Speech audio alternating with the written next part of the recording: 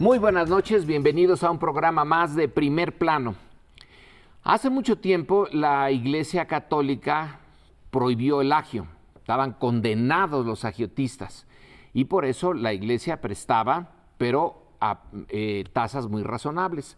Nos acabamos de enterar de algo que parece que sucedió, que ha sucedido a lo largo de un tiempo, y es la existencia del agio en relación a los profesores.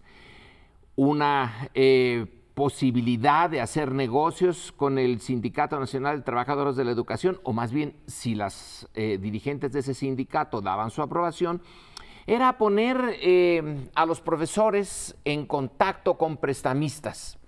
Si alguien con urgencia necesitaba un préstamo, bueno, se lo hubiera podido dar el sindicato, pero no. Era más rentable que alguien desde fuera, pero con la anuencia del sindicato, les prestara. Y les prestaba a tasas que podían ser del 80%, 100%, hasta 180%. Quienes establecieron estas organizaciones, pues realmente hacían buenos negocios. Por cierto, algunos de ellos estaban relacionados con políticos de muy alto nivel. Ahora sabemos que el gobierno decidió interferir en esto, ahora el gobierno va a asumir esas deudas y va a cobrarles un razonable interés. Alguien dice que es porque así le cortaron entradas a la profesora, a Elba Ester, pero el punto es ese: el agio aceptado y consagrado en medio de las organizaciones públicas mexicanas. Agio, pero en serio, porque llevaban hasta 180% los intereses en algunos casos. Es un negocio rapaz, que lo hacían efectivamente con el consentimiento del sindicato. Para mí eso es gravísimo, o sea, es esta lógica de extraer renta hasta de las piedras, es decir, aquí hay negocio y lo vamos amplificando, pero me parece todavía más delicado que el gobierno no haya aclarado por qué hace eso. Es decir, la explicación política de que vamos a apoyar a los profesores y por tal razón les da 5,000 millones cuando nos está subiendo la gasolina a todos los contribuyentes, están subiendo los impuestos para, digamos, las clases más altas, pero de todas maneras están subiendo los impuestos, que distraiga 5,000 millones para apaciguar al gremio. Yo no sé si es un premio por la reforma educativa, decir, a ver, compañeros, va a haber evaluaciones, pero no se preocupen, aquí les va este dinero, o están rescatando un montón de intereses. En todo caso, insuficientemente explicado. Yo creo que faltan muchísimas piezas de información, en efecto, porque dices tú, Leonardo, con el consentimiento del sindicato. Yo me preguntaría si con el consentimiento del sindicato o esas empresas eran también de algunos líderes sindicales, o cuando menos ahora que está tan de moda el moche, y del cual hablaremos en un ratito más, se llevaba el sindicato un moche, porque decías tú, Lorenzo, ¿por qué no les prestaba el sindicato, siendo un sindicato riquísimo y a unas tasas pues preferenciales, diría yo, que les tendría que haber prestado? Entonces, ahí donde no hay explicación, por debajo de las tasas del bancarias, mercado, digamos. sí. Entonces, como decía mi maestro de economía, ahí donde no hay explicación, la explicación es siempre monetaria.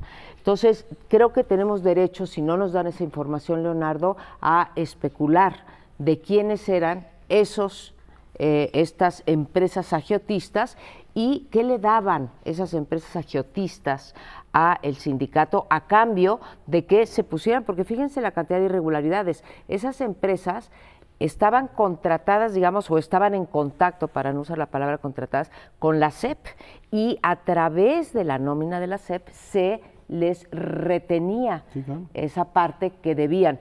Y eso también es una inconstitucionalidad porque, y lo hemos visto muchas veces en las luchas sindicales, está prohibido en este país hacer deducciones de la nómina del salario.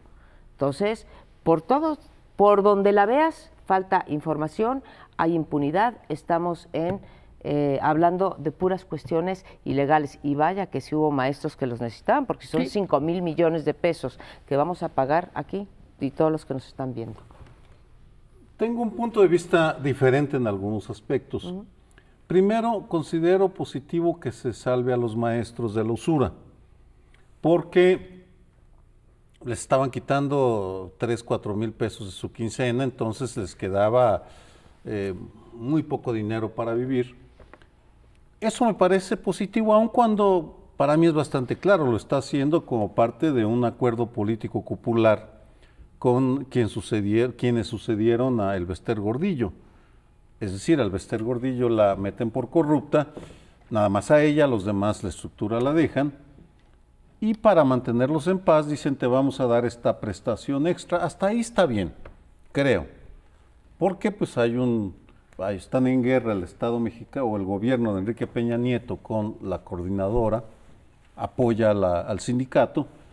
La parte en donde ya empieza a oler mal el cocido, o sea, cedó el pozole, es con la impunidad a toda la cadena de responsables, porque lo que volvemos a ver es que el gobierno de Enrique Peña Nieto simplemente no hace absolutamente nada para combatir la corrupción.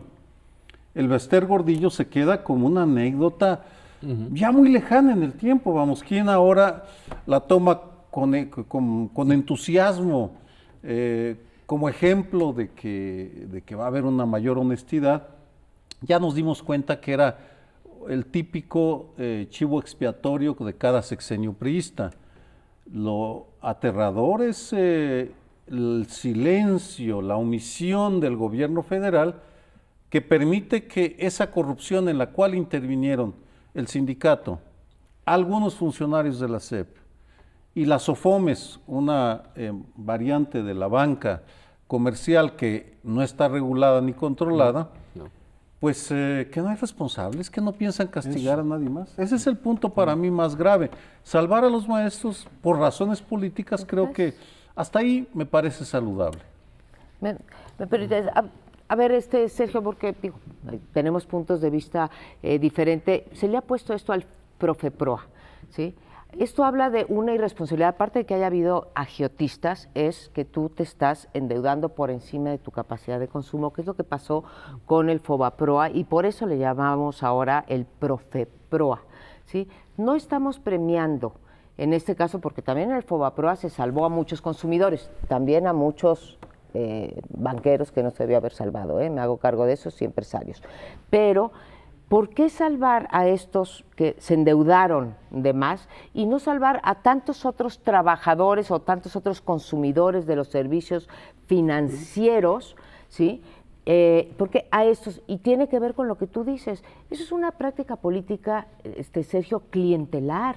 Les están dando esos 5,000 millones porque quieren el apoyo también del sindicato en unas condiciones muy difíciles de procesar, ¿no? Entonces, definitivamente hay puntos en desacuerdo porque el gobierno a través del Bansevi les va a cobrar el 18% anual. Sí. 90% menos de lo que están pagando los que pagan 180% anual, pero el 18% no es un regalo, no es una tasa del Fobiste, del ISSSTE, que son bastante más inferiores, sino que el 18%, a como anda la banca comercial, es razonable, pero no es regalada. Dicho esto, por supuesto que hay una lógica política evidente, clara, quieren favorecer al CENTE sobre la CENTE. Lo que uno se pregunta es, eso, en fin, es parte del día a día, es la luz de burócratas que vamos a ver ahora salir a exigir que también les traten lo mismo, porque es el problema. El escándalo real es bancas, mini bancos, las SOFOMES, que no son bancos exactamente, son unos ajolotes ahí intermedios, están funcionando sin control. Es el equivalente al Fobaproa, pero no el Profeproa, sino el Sofomeproa. Creo que no es regalo, porque los 5,000 millones de pesos los va a volver a recibir el fisco a lo largo de un tiempo. Lo que hace es comprarle la deuda a estas sanguijuelas y en este momento se la compra y ya no van a poder seguir recibiendo esas tasas de interés. El gobierno las va a cobrar al 18%, razonable. En el largo correr del tiempo todo se resarce. No es el Fobaproa, que ese sí nos costó a nosotros hasta, no sé, hasta nuestros hijos. Esto va a quedar saldado. La pregunta también sería, ¿y por qué no se hace con otros? ¿Por qué se hace con este sindicato? Yo creo que también la CENTE, no estoy muy seguro, pero la CENTE podría salir beneficiada porque después de todo también tienen la nómina, entran en la misma nómina. No habría ninguna razón para que los no habría suscribieran. para que a ellos no. Más bien lo que ves que aquí le cortan un ingreso a... Bueno, A pues, las cestas a la estructura que hizo Posibles. Pues yo el esperaría Baester. que realmente lo reintegren y le daría tiempo al tiempo, porque hemos visto muchas, desde el Infonavit, un montón de quebrantos, decir, no, pero esto se va a reintegrar, esperar que realmente lo hagan. De todas maneras, 18% es una tasa leonina, tomando en cuenta que la inflación está a 3%. Los créditos hipotecarios tienen por Altísima. 9%, si el Estado cobra esas tasas leoninas. Pero el principio es el que me parece fallido. Es decir, tú permites que haya negocios, una especie de Lehman Brothers de pacotilla, ¿no? Se hacen un negocio brutal, te perforan aparte, digamos, en este caso, un mini sistema económico, y después tiene el Estado que venir a rescatar eso. No hay ninguna razón para que el resto de los trabajadores del Estado o la gente que hoy está emproblemada pagando hipotecas o cualquier otro tipo de crédito no diga, oiga, ¿y yo por qué no? ¿Por qué no me ayuda el Estado y compra deuda y me lo pone al 18%? No sé, tarjetavientes que tengan deudas. Bueno, finalmente, si el dinero de los impuestos se va a usar para eso, además con criterios políticos poco claros, yo reitero la pregunta, ¿por qué lo hicieron? Igual que tampoco sé qué demonios han estado negociando con la CENTE, sigo preguntándome el contenido de las negociaciones, si hay elementos presupuestales, si están negociando otras cosas. Vamos a suponer que tiene el gobierno la mejor voluntad y que tiene todos los mecanismos para recuperar ese dinero. Hasta ahora no hemos visto claro ni los procedimientos ni las reglas. Tal vez esté abriendo el Estado mexicano, es una hipótesis, estoy fantaseando, pero cuando hablas de cuentavientes o de quienes están pagando créditos hipotecarios a la banca, ya no a las OFOMES, sino a la banca, de acuerdo a la Conducef, en el 2012 hubo 3,5 millones de reclamaciones por razones económicas a los bancos. Estamos hablando de que el nivel de abusos potenciales o presuntos abusos en este país cometidos por la banca, la que conocemos y la no tan conocida, es enorme. Me pregunto si algún grupo de tarjetavientes se une en una demanda para exigirle al gobierno federal que también ellos quieren ser beneficiarios. No te extrañe que vengan los amparos. Un grupo de gentes interpusimos ya 2 amparos en materia impositiva. Uno cuando les retuvieron el ISR los gobernadores a sus trabajadores y luego no lo reintegraron a la federación, que fue el de yo contribuyente, y ahora recientemente uno también con respecto a la Auditoría Superior de la Federación porque se gastaron el dinero de seguridad en otras cosas los gobernadores, ¿no? Entonces metidos estos 2, no te extrañe que vengan eso. Ahora, Lorenzo, ¿por qué tanta confianza en que esos 5,000 millones se van a resarcir? Yo creo que les vamos a perder la pista a ese dinero, como se la perdimos al Fobapro y lo seguimos pagando. Pero las sanguijuelas que les estaban cobrando el 150, 180 no iban a perder un quinto, estaban detrás de ellos todo el tiempo.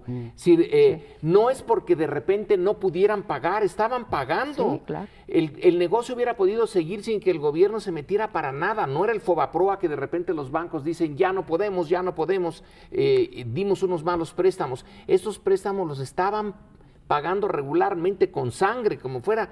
Es el hecho de meterse con la maestra, son los negocios de la maestra. No solamente está en la cárcel y le reiteran que está en la cárcel, sino que además le quitan este negocio en donde está un Chedraui, en donde está un Cedillo, en donde está una serie de apellidos interesantes para ver la relación, realmente una relación muy corrupta entre estas organizaciones patito, que solamente pueden funcionar por la necesidad de algún maestro, y la impudicia del gobierno de no decir absolutamente nada durante años, sino hasta ahora que cae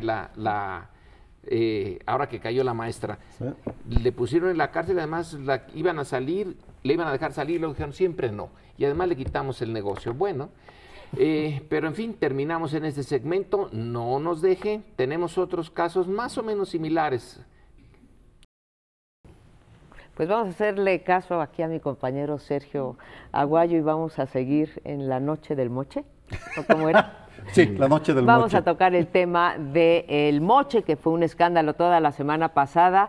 Esto del diezmo, tú hablabas del agiotismo de la iglesia, ahora vamos a hablar del diezmo también de la iglesia. Se unen los temas por todos lados. No, el agiotismo, la iglesia iba en contra del agiotismo. Pero Y Santo luego Tomás. se volvieron medio pero sí agiotistas pedía también, el diezmo. El diezmo. Entonces, Eso sí. bueno, vamos entonces a la figura del diezmo que nos enteramos algunos de que ahora pues los diputados tienen este negocito también, así como hablábamos del negocio de estos que cobran el 180%, los diputados y senadores pues son un poco más decentes y nada más cobran el 10% según las notas periodísticas, pero el hecho claro es que se destapa todo esto. Es cierto, no tenemos todavía las pruebas, no las tendremos nunca cuando se trata de los funcionarios públicos y los líderes de los partidos, nunca hay pruebas suficientes, pero nos enteramos ahora de la manera muy clara en que se van distribuyendo los recursos. La verdad que no es una cuestión nueva, esto del reparto de 10 millones de pesos, esa fue la cifra que nos dieron a cada uno de los 500 diputados, no sabemos a los senadores cuántos, ya viene de hace muchos años. Y esto del moche, a mí también me sorprende que nos llamemos a sorpresa de que esto está ocurriendo, porque lo hemos sabido de toda la vida, que los diputados, para llevar a sus electorados, a sus distritos en donde son elegidos, pues van negociando, les dan algo a cambio de los votos. Yo realmente no sé por qué nos llamamos a sorpresa, aunque verlo en blanco y negro y con las flechitas en donde te van hablando del proceso delincuencial, pues sí es muy impresionante. El hecho claro es que los tres partidos se han mimetizado en este tipo de prácticas que otra vez vuelve muy difícil, por muchos avances que tengamos en transparencia, seguir eso que hemos llamado los analistas la ruta del dinero. El dinero en México se sigue gastando a manos llenas y sigue siendo muy difícil ver en qué se gastan nuestros impuestos. Una precisión, María Amparo, Sí. para intentar explicar por qué explota ahora. El moche histórico era el de cobrar una comisión por llevar dinero de alguna parte del presupuesto del municipio. Lo que vemos ahora es algo más perverso, más siniestro, porque resulta que la Secretaría de Hacienda, para sacar adelante la reforma fiscal, reparte 5,000 millones de pesos entre los diputados. No solo de los tres partidos, de todos los partidos, y a cada uno le da 10 millones de pesos y le dice, repártelos como quieras, mi rey y mi reina. Aquí está. Mi coordinador y Mi coordinador y mi coordinadora. Pero no es nuevo. No, pero el monto y que se haga público y como parte del presupuesto, por tanto, empieza a filtrarse la información de que tales diputados envían a la presidenta municipal de Monterrey 200 millones de y tú eres de pesos Chiapas. y que de ahí, o Chiapas, Sí. y que de ahí se les regresa. Ya es demasiado burdo como para ocultarlo, porque son recursos frescos. Para mí esa es la razón. La novedad. La novedad. Para mí sí hay tres novedades. Una es efectivamente el que se haya repartido un fondo para aprobar el presupuesto, no la reforma fiscal. Se les dijo a los diputados, Tienes razón. incluso dijo Ricardo Monreal, que ese era para él el día más triste de su vida, porque habían partido su bancada, habían votado siempre que no a todo. En el caso del presupuesto, votaron que sí, y una de las preguntas, oiga, ¿y qué los llevó efectivamente a reconciliar a los movimientos, a los diputados del Movimiento Ciudadano esto? Les dijeron, aquí está, libre disposición, usted decida qué van a hacer con el presupuesto. Esa es una vertiente. La otra es que algún diputado estuviese condicionando el que llegara al distrito con un gobierno estatal o una delegación en el Distrito Federal y le dijera, yo te voy a dar a ti 500 millones para que hagas un teatro, pero vas a tener que contratar a esta persona, que es el doble moche. Es decir, uno es el moche que da la Oficina de Hacienda, señoras, repártanse el dinero, no es del todo nuevo aquí en el Distrito Federal. En la legislatura anterior le probaron a la anterior presidenta que les dio 2 millones de pesos a cada diputado. Primero se dijo que era aguinaldo, después dijo, no, es libre disposición para que ellos hagan grilla. Y la tercera, pues son las acusaciones al secretario ¿cómo se llama? El del Sistema Nacional de Seguridad Pública, que también a su vez lo condicionaba. Él refuta todo eso, pero sí son 3 elementos nuevos. Ahora, nos extrañamos de que en las encuestas de opinión pública, en todas, salgan los diputados hasta abajo en el aprecio que le tiene la ciudadanía. Pues no, se lo están ganando, se lo ganaron hace tiempo y ahora están incrementando su desprestigio. ¿Quién demonios va a considerar que realmente un diputado es representante de la sociedad si es, en primer lugar, lo que ganan? En segundo lugar, sus aguinaldos y sus gastos de representación que tienen para poder estar con sus representados y sus oficinas para gestionar. Y luego el cúmulo de ingresos personales, que son formas distintas de corrupción. Entonces la pregunta es, nos dijeron que esto se iba a modernizar, que el sistema político mexicano iba a entrar en una etapa de modernización y que iba a haber, lo que Sergio ha dicho en varios foros, una comisión especial para hacerse cargo de la corrupción y frenarla. La bendita comisión no ha puesto la cara por ningún lado y la corrupción hasta se incrementa, se legaliza. Una Secretaría de Hacienda cuyo titular viene del MIT y que es modernísimo, está haciendo este tipo de políticas que son de lo más tradicionales como políticas clientelares. La política clientelar era parte de la política de la época colonial. El siglo XIX está perfecto con explicación clientelar y después de la revolución ni se diga. Entonces entramos al siglo XXI con el nuevo PRI exactamente igual. Y después de la alternancia, después de la era dorada del PRI y después en la alternancia siguió y ahora que regresó el PRI siguió. Y perdón, Leonardo, que insista, ¿es posible que esta parte que nos estamos enterando de que es el coordinador parlamentario, si es que es cierta la acusación, el que les dice además yo voy a contratar a la empresa porque entonces ahí me llevo otro moche? Puede ser que de esa no supiéramos, pero sí quiero recordar, Leonardo, que el año pasado se repartieron también entre los 500 diputados un monto de muy cercano a los 10 millones de pesos y lo reportó además la Auditoría Superior de la Federación. De libre disposición. De libre disposición. A ver, espérame, no es formalmente de libre disposición, ahora también se cuidaron en poner que era para este fondo de pavimentación, infraestructura y no me acuerdo cuál es la tercera. También ahora está que es que etiquetado.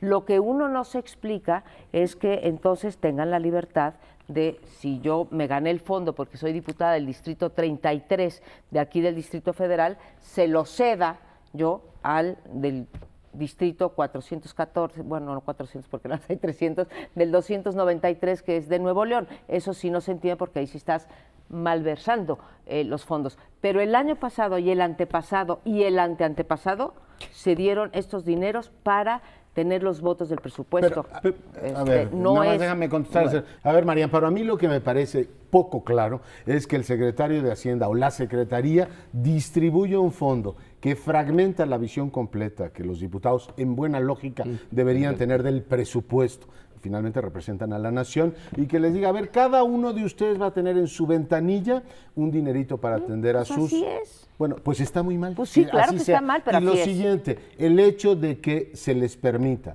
que tengan oficinas de gestoría en los congresos locales y en el Congreso Federal me parece fatal. Si en mis manos estuviera, yo le quitaría a los diputados esa posibilidad. Señores, ustedes son electos para hacer leyes y para ver que el Estado funcione bien. No tienen por qué estar gestionando ni carreteras ni citas con el dentista. Pues todo esto se presta a manejos clientelares, a la deformación de los programas sociales y una ausencia total de transparencia. Yo te acompañaría, Leonardo. Y ahora hay, en este caso, un humor realmente interesante, un humor involuntario.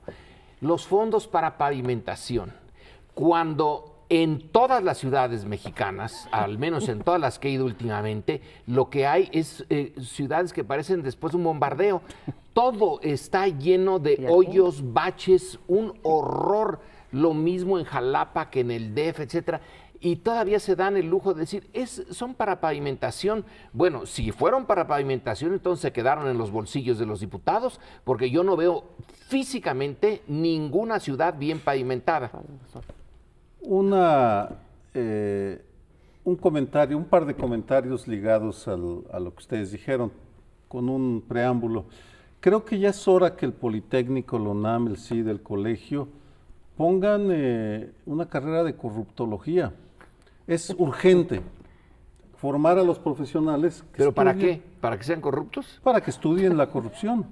Porque lo que sucede, me doy cuenta, es la ausencia de estudios serios, consistentes, constantes, para distinguir, por ejemplo, la corrupción que observamos con los moches. ¿Tiene precedentes? ¿Cuál es la lógica? Esa es la primera reflexión, la urgencia de que nuestras instituciones educativas se pongan al día, porque la corrupción no va a desaparecer. Segundo, tú decías, Lorenzo, del tecnócrata que utiliza prácticas clientelares pese a ser educado en MIT. Desde Carlos Salinas se ha generalizado un buen número de tecnócratas, no todos, que aprenden la parte moderna de la economía, pero luego en lo político siguen siendo igual de tradicionales que todos los que conocemos. Y finalmente, una referencia que existe de pasada a la Auditoría Superior de la Federación, yo también firmé ese amparo, porque es como un tigre sin dientes ni garras, porque ruge de manera muy estrepitosa y nos da informes de todo lo que se hace mal, pero luego no sanciona. ¿Y para qué sirve denunciar cuando no va a haber castigo? Y hace falta también acompañamiento de la sociedad civil y de los medios, ¿no? Tú me decías, esto ha ocurrido siempre, el hecho de que se nos vaya efectivamente pasando de año en año, digamos, este es el escándalo del año, el año próximo se nos va a olvidar. Si no hay ese seguimiento es muy difícil. Estoy de acuerdo en que tenemos una responsabilidad en documentar las instituciones académicas y los medios, aquellos que tenemos acceso, todo esto. Ahora, con respecto a la auditoría, yo ojalá y tengamos oportunidad de tratar el órgano de anticorrupción del que hablabas hace rato y la auditoría. Creo que la auditoría, a pesar de no tener una quijada grandota y muchos dientes de tiburón con 7 filas, tiene muchos más instrumentos de los que ha estado dispuesto a utilizar, como por ejemplo consignar ante la Secretaría de Función Pública y incluso ante la Procuraduría ciertos delitos administrativos y aquellos penales. Así que también ahí habría que forzar a la auditoría, pero se nos acabó el tiempo y quedamos emplazados a discutir esto del órgano anticorrupción. Vamos a un tercer bloque, quédese con nosotros. Bueno, y el Partido de la Revolución Democrática ha ido a un congreso en el cual aparentemente no ha resuelto los temas de fondo. Tiene ahí un asunto hamletiano de ser o no ser partido que coopere o no coopere con el gobierno. Sigue habiendo una discusión de si conviene o no conviene estar en el Pacto por México. Lo resolvieron con una fórmula más retórica que otra cosa, de si van a estar en el Pacto por México siempre y cuando eso no traicione sus principios, lo cual es todo y nada. Las tribus o corrientes de opinión, dicen que tribus es muy despectivo, se mantienen con una enorme fortaleza, lograron demostrar efectivamente su poder. La dirección del Partido de la Revolución Democrática en manos de los chuchos demostró también que tiene una fortaleza enorme. Marcelo Ebrard se queja del asunto, por cierto, dice que va a impugnar y retomando a Michels, dice de la ley de hierro de las oligarquías, dice estos señores no sueltan el partido, y llama la atención efectivamente que un partido que tiene el reto, el gran desafío de representar un segmento amplio del progresismo mexicano esté tan poco, abierto a lo que son los ciudadanos. Era una discusión de cúpulas, de cómo iban a resolver los métodos de elección de sus dirigentes, muy distante en consecuencia de los ciudadanos y con debates de los años 90, ¿no? Sí. Este debate de Huaxtepec del 1995 en el cual debatían si debían o no entrar a las instituciones y funcionar dentro de ellas. En fin, está por supuesto el dilema planteado y está la sombra de López Obrador que avanza con su partido, que supongo que fue buena parte de lo que presionó a los delegados a tratar de convencer a Cuauhtémoc Cárdenas de que acepte la dirigencia de su partido. Pero bueno, de momento el ingeniero ha dicho que no está interesado en eso. Ebrard dice en la parte final de la reunión, no nos dejaron hablar, impidieron el debate. Y esto nos lleva al inicio del PRD, cuando todavía estaba nada más en gestación. La corriente democrática, cuando va a una reunión del PRI, intenta el ingeniero Cárdenas y los pocos de la corriente democrática en las diferentes mesas presentar su punto de vista en contra de la política que estaba llevando entonces Miguel de la Madrid, y no los dejaron hablar.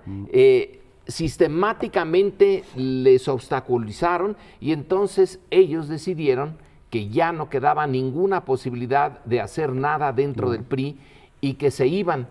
Y parece en el discurso de Ebrard, en la actitud de Ebrard, volverse a repetir eso.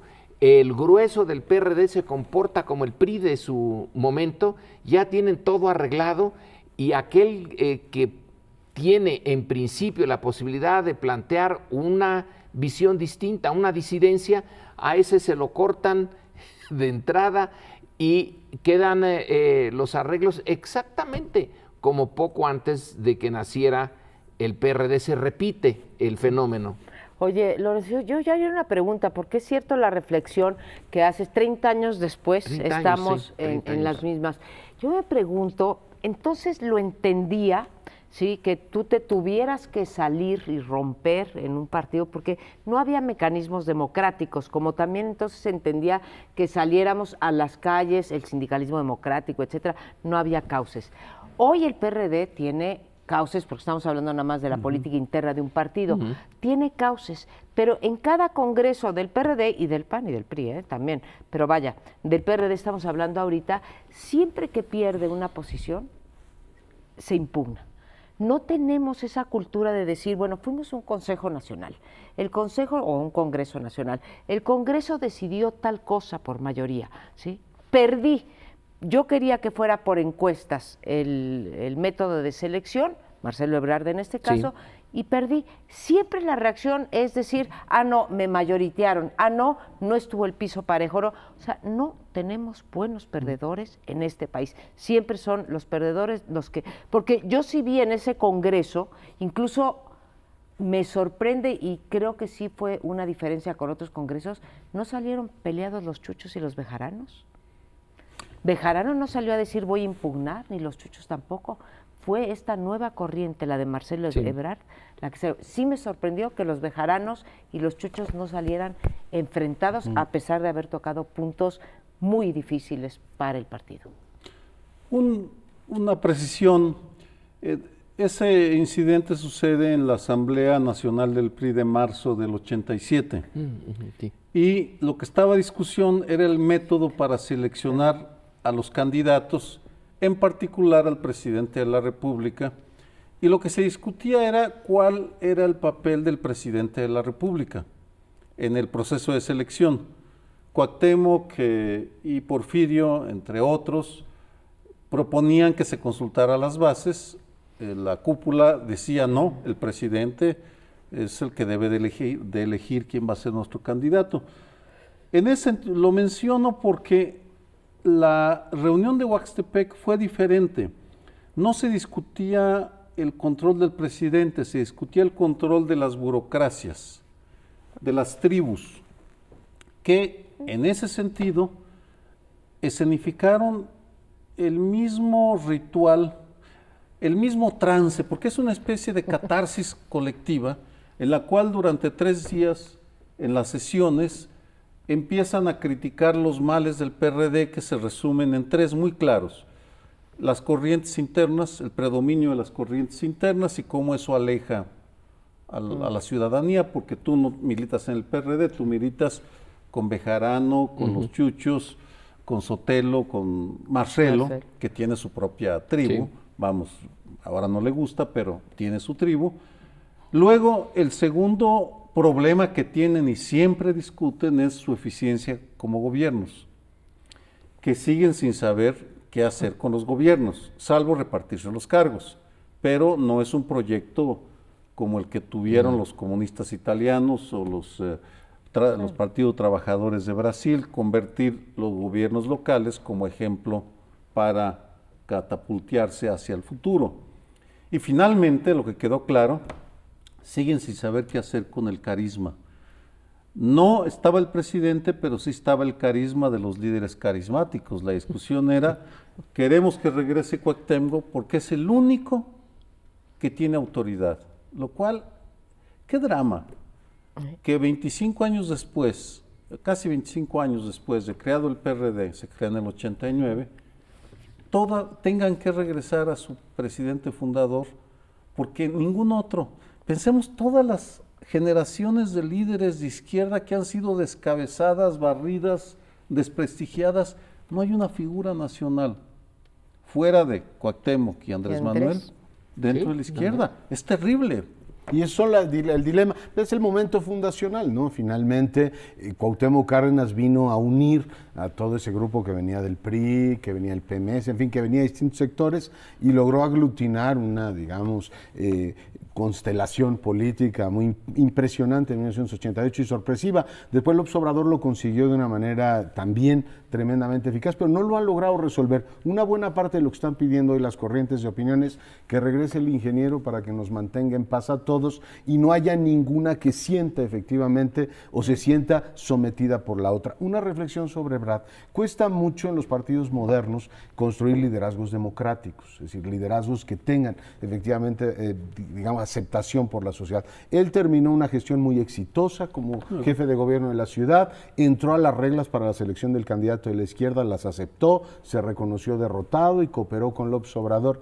Y de pronto la propia maquinaria, independientemente de la opinión que tengamos de Marcelo Ebrard, pues se supone que es un activo que tiene un partido, le dices ese liderazgo democrático que se quedó en tu partido y que compitió con las reglas que la coalición de izquierda se planteó, le dices, compañero, pues ya no hay espacio para ti porque la burocracia copó todo. Es decir, a mí me parece eso absolutamente irracional desde el punto de vista de lo que es la eficiencia electoral de los partidos políticos, porque los chuchos, los bejaranos, etcétera, mucho poder tendrán, pero eficiencia electoral y rentabilidad o liderazgo democrático y liderazgo, digamos, electoral, yo no creo que lo tengan mucho. Y si lo que se quiere en realidad no es como sugería Sergio, poniendo el caso italiano, qué hacer, cómo llegar al gobierno desde abajo, o el caso brasileño, sino ya se llegó.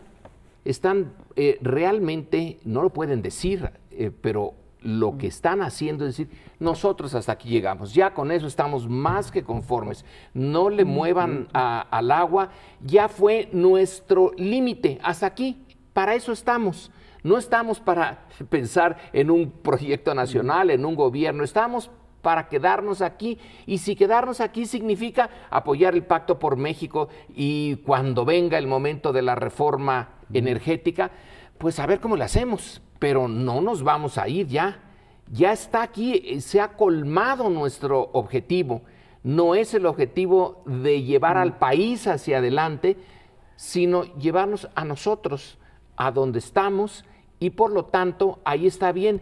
Y tú, Ebrard, que andas pensando en otras cosas, nos resultas muy disfuncional. Oye, ahora, es que en ese escenario... Brevísimo, es que eso sería, es posible, eso es una hipótesis, Lorenzo, sería terrible. Es el partido que renuncia al objetivo de todo partido, que es alcanzar el poder, para conformarse con preservar los espacios burocráticos de que dispone. Pues mucho tiempo el PAN estuvo así. Pero aún en ese escenario, voy a estar en desacuerdo contigo, Lorenzo, aún en el escenario de que no les interesara un proyecto de nación y que lo único que quisieran es repartirse cargos y dinero, como hemos estado diciendo a lo largo de este programa, pues yo supongo que querrían repartirse más cargos y más dinero. Entonces, si llegan a la presidencia o llegan a más gubernaturas o llegan a unas fracciones más grandes, pues tendrían más que repartirse. Ahora, lo que sí demuestra es que en este programa no hemos hablado para nada de las políticas a impulsar. ¿Por qué?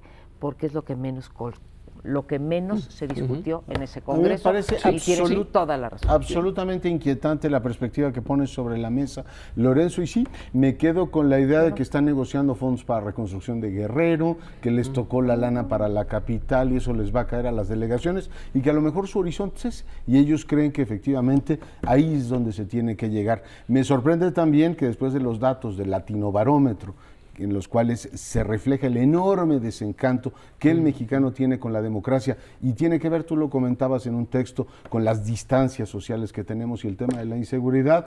Al partido de la izquierda no le haya merecido mayor reflexión todo esto y decir, a ver, cuál es el papel de un partido progresista en una sociedad que te presenta esos datos. Están más preocupados por las cuotas y el poder, pero nosotros tenemos que ir a una pausa, regresamos en un instante. Tengo semanas intrigado por las guardias comunitarias de Michoacán. Y anoche, leyendo un reportaje de Francisco Castellanos y José Gil Olmos sobre Michoacán, sobre los guardias comunitarios, sentí que tengo una explicación que les voy a plantear a ustedes y al auditorio. Lo que dicen Castellanos y Gil Olmos es que Cherán, el pueblo que se levantó, el primer pueblo que se levanta en Michoacán contra el crimen organizado, ya pasó todos los controles de confianza, es reconocido por las autoridades, incluso ya les dieron armas registradas en la Secretaría de la Defensa Nacional. Ligué ese hecho con la toma de Tancítaro, que es el pueblo que tomado por los comunitarios encabezados por el doctor Mireles, que fueron acompañados y escoltados por el ejército, según las crónicas que salieron. Con estos elementos me permito adelantar como hipótesis que el gobierno de Enrique Peña Nieto ya está probando un nuevo modelo de lucha contra los carteles, que es reconocer que no tienen la capacidad, reconocer tácitamente, no explícitamente, jamás lo van a hacer, que no tienen la capacidad para enfrentar la magnitud de los carteles y apoyarse en guardias comunitarios, resucitando de una manera muy sui generis los guardias comunitarios del siglo XIX que crea Juárez o los guardias comunitarios del agrarismo que surgen para que los ejidatarios apoyen al gobierno mexicano durante la reforma agraria. Creo que en Michoacán, en Tierra Caliente, se está conformando un nuevo experimento que puede significar otro parteaguas en la lucha contra el crimen organizado. Esa es la hipótesis. Oye, Sergio, y si las guardias rurales que surgieron a partir de la revolución tenían una razón muy clara de su entusiasmo por ser parte de esa organización, que era que les dieran la tierra. En realidad viene a ser en cierta medida como las colonias agrícola militares que se crearon también en el siglo XIX y durante la revolución y después de la revolución. Había un quid pro quo. Yo expongo mi vida, me dan las armas, que siempre es algo de prestigio en la localidad, pero expongo mi pellejo, algo voy a sacar. En este caso de Michoacán parece ser una situación más desesperada. Denme, o no me den las armas, déjenme hacer lo que estoy haciendo, que ustedes deberían de hacerlo, pero no lo hacen, porque si no pierdo la vida. Es decir, lo que ellos están ahí diciendo es, si seguimos estos 10 años, dice el doctor Mireles, son 10 años que hemos aguantado, que nos han matado, y él dice que han matado a gente de su familia o cercanas a él. Entonces, en la revolución hubo un elemento, digamos, positivo. Aquí es un elemento negativo. O me dejan hacer lo que ustedes no hacen, o pierdo la vida. Así que ante esa disyuntiva, ahí voy. Y el gobierno reconoce. Yo creo que tienes absolutamente la razón cuando dices es un reconocimiento por parte del gobierno mexicano que no está pudiendo con este fenómeno. Sin embargo, tenemos todavía jueves y viernes las declaraciones, por ejemplo, del procurador Jesús Murillo Caram diciendo que está totalmente contenido el fenómeno y que no permitirán más. Entonces, no creo que la estrategia del gobierno sea reconocer a las guardias comunitarias. Y te haría una pregunta, porque en efecto es provocadora tu hipótesis, es si nos estás dando una explicación o una justificación. Porque yo te compro esto como explicación y podríamos abundar con más elementos, pero no como justificación, y quiero decir por qué. Puedo entender la desesperación de estas comunidades en donde el Estado ha sido omiso o no ha podido, ha sido incapaz, le ha faltado habilidad, dinero, lo que ustedes quieran, para dar seguridad, que es lo que le da sustento a cualquier Estado, no solamente al mexicano. No está cumpliendo sus obligaciones y los autodefensas dicen, como tú no estás cumpliendo con tu obligación de darme seguridad, pues entonces yo doy seguridad, que es tanto como decir, hago justicia por propia mano. Entonces, a mí me parece que en estos casos, Sergio, tú sabes dónde comienzas, pero no sabes dónde terminas. Hoy nos puede parecer por una causa justa, pero mañana se arman otros y por un movimiento de derecha, qué sé yo, y entonces vamos a decir que todos van a tener justificación para estar armados. Yo creo que no podemos consentir esta parte. Tampoco está claro que todas las organizaciones respondan a una motivación social pura de, ciertamente, defender su territorio ante la inoperancia del Estado. Yo creo que hay digamos, reconocimiento de necesidad-virtud, ¿no? Es decir, lo que ve es que va expandiéndose el fenómeno en distintos municipios, no solamente en Michoacán, ahora es Michoacán, pero hasta en el Distrito Federal hemos tenido presión sobre esto de las formaciones de guardias comunitarias. Pero aquí el tema central es que efectivamente no hay control territorial del Estado sobre esa parte. Las declaraciones del procurador y del secretario de gobierno de Michoacán no vamos a tolerar. Se pueden confrontar con las que hace 6 meses hizo Mondragón, diciendo que no iban a tolerar una sola guardia comunitaria, es más que ya sabían qué mano mecía esa cuna, como si fuera un fenómeno, digamos, orquestado por un actor racional unificado.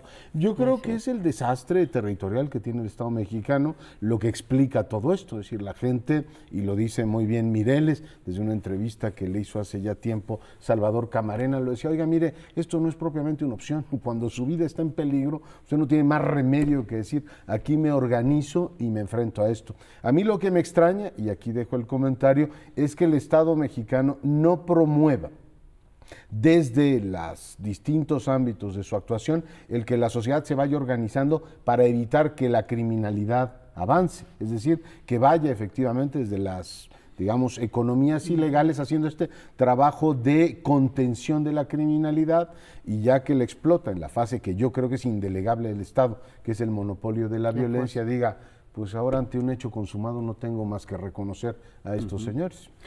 María Amparo, no es ni explicación ni justificación todavía, es una hipótesis, porque confieso que ayer al leer ese párrafo me di cuenta si esto que dicen Castellanos y Gil Olmos es cierto, que el Estado mexicano ya sancionó los guardias comunitarios de Cherán y hasta les entregó armas, estamos ante un modelo diferente. De acuerdo. Que requiere documentarse.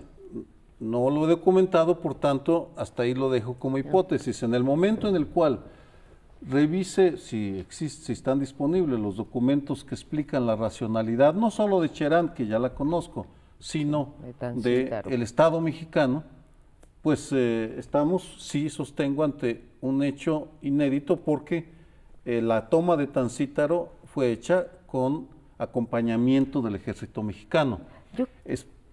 Eso es el sí. Lo otro, creo que aquí hay un ingrediente cultural que reconozco. Yo nací en Jalisco, en la frontera con Michoacán y Guanajuato.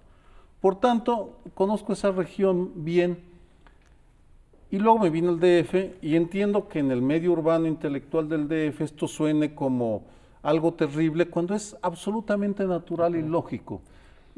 Uno de los principales derechos es defender tu vida. Y si tú estás en un entorno hostil o peligroso, tu deber es agenciarte de un arma para defender a tu familia, no es, y te olvidas de la Declaración Universal de los Derechos Humanos, lo cual no está bien. Ahí sí es una explicación de lo que está pasando en Michoacán, porque leyendo el discurso de los guardias comunitarios de Guerrero y Michoacán, me extiendo, y escuchando a gentes como Abel Barrera, un antropólogo de la Tlachinolan, del Centro de Derechos Humanos de la Montaña, es un discurso que está basado en el derecho a la vida, no está basado en la violencia, una exaltación de la violencia como uno ve en los manuales de los templarios o los zetas, la violencia por sí misma, sino es para defender nuestra vida tomamos las armas. Que nos mete en dilemas de todo tipo, de acuerdo. A ver, estoy de acuerdo y además tienen un discurso muy articulado con base en la Constitución, ¿eh? Sí. Realmente si escuchas a Mireles y también no me acuerdo de su nombre, el de Guerrero, lo hacen muy bien. Nada más que, Sergio, por ese camino, ¿sí? Vamos a que cada quien defienda su parcela. Tú hablabas de haber nacido en Jalisco, en la frontera. El propio Mireles, en una entrevista que le escuché en radio la semana pasada, decía, nosotros cometimos hace 12 o 14 años un error, que fue ligarnos con los Zetas. Y seguimos pasando después los Zetas se abrió en 2 organizaciones criminales, etcétera. Entonces, lo que tampoco sabemos, Sergio, es esta parte que decía Leonardo, qué tan arraigados están nada más en la sociedad y qué tanto están ligados también con el crimen organizado. Tú dices, María Amparo, abres un camino y no sabes en dónde acabamos. A lo mejor es donde estamos acabando. El camino se abrió antes. Ya hay ejércitos completos desde hace años y esto es nada más la última parte. Más bien estamos acabando en esto. Mireles viene a ser la conclusión más que el principio de algo. A mí lo que me aterra es que el discurso de los Minutemen en Arizona es el mismo. Claro. Es que el Estado no controla a los migrantes, entonces nosotros lo tenemos que hacer. Y ahí no lo justifican. Me parece que se resbala con mucha facilidad a terrenos muy peligrosos, pero bueno. Pues es una hipótesis, pero estamos hablando que en Tierra Caliente hay 3 o 5 mil hombres, 3 o 5 mil hombres armados. Sí. Ese es el hecho. Regresamos en una semana.